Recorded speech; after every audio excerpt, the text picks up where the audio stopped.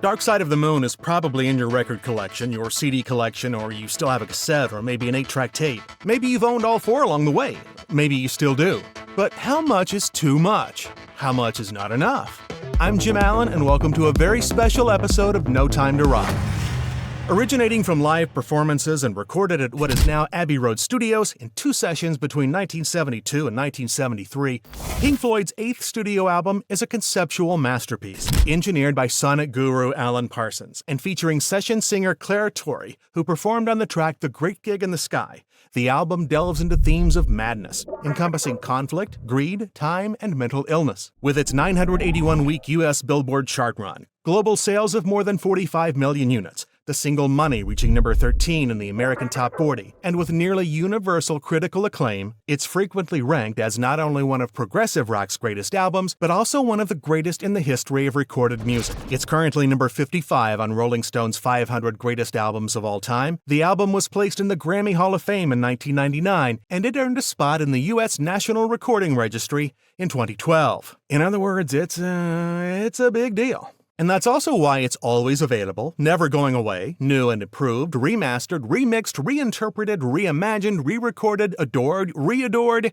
etc., etc. In fact, many collectors possess the album in multiple formats, which is really easy to do. It was originally issued in stereo and in quadraphonic sound on March 1st, 1973, as a vinyl LP, 8-track tape, and cassette tape. As different audio formats emerged, so did ways to consume the album, including the 1976 audio cassette incorporating Dolby noise reduction, also what is thought to be the first Dark Side picture disc in 1978, followed a year later by the first remastered for the audiophile market version from Mobile Fidelity Sound Lab. Around the same time I took my future wife to see Return of the Jedi on the big screen in 1983, Capitol Records reissues Dark Side on cassette in its new expanded dynamic range format. The aforementioned Mobile Fidelity Sound Lab responds with an "oh yeah" by releasing their 1979 remaster on audio cassette and on what was marketed as a Betamax digital audio cassette. The first compact disc arrived from that one plant in Japan that made all the CDs back then in 1984. The long box package.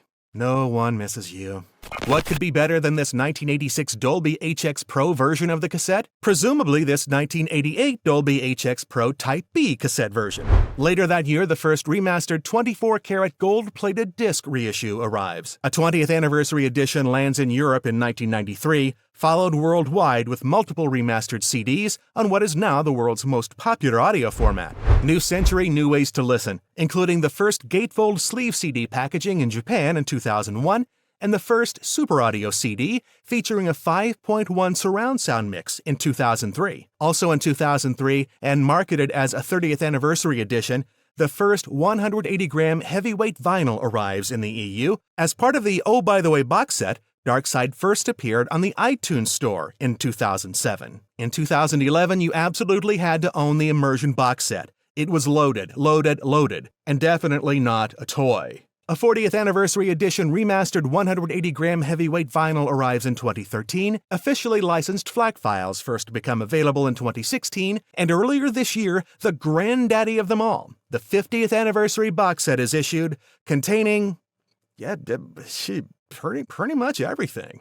Now, if you're thinking, okay, Pink Floyd, how about giving someone else a crack at this whole Dark Side of the Moon thing? Well, here's a quick and likely incomplete rundown of those who have. Beginning in the year 2000, when Seattle's The Squirrels applied their typically irreverent approach to the not-so-bright side of the moon.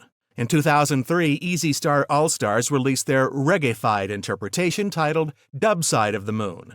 Prog Metal Masters Dream Theater issued the official bootleg Dark Side of the Moon live in 2005. Voices on the Dark Side present an a cappella version that same year. In 2006, tribute album Return to the Dark Side of the Moon gathers Adrian Belew, Steve Howe, John Wetton, Dweezil Zappa, author Malcolm McDowell, and more. And in 2009, the Flaming Lips, along with Stardeath, White Dwarves, Henry Rollins, and Peaches, released a complete reimagining of Dark Side, which I personally really enjoyed, but a lot of people did not. In 2011, October Project vocalist Mary Fall offered a song-by-song reinterpretation in From the Dark Side of the Moon. 2017 saw Kyle Schutt, guitarist from The Sword, gathering his buddies from Brownout, Black Joe Lewis, and Croy and the Boys for the metal reinterpretation, Doom Side of the Moon. In 2018, the very unknown and vastly underrated Martin Miller gathered a studio band to perform a complete live in-studio version of Dark Side of the Moon, which is currently posted on YouTube. Oh yeah, and some guy named Roger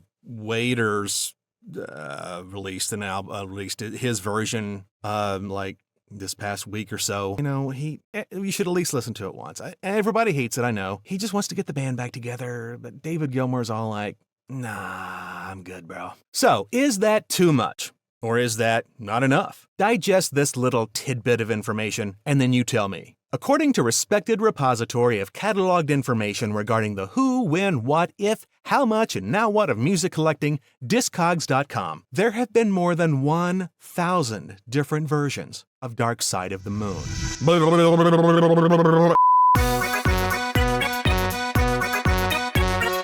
Thank you for watching this video. Subscribe to the channel for more of this type of content, plus weekly updates on new music releases from the classic rock, alternative, and indie artists of the 70s, 80s, and 90s. And no matter what, however you do it, don't you ever stop rockin'.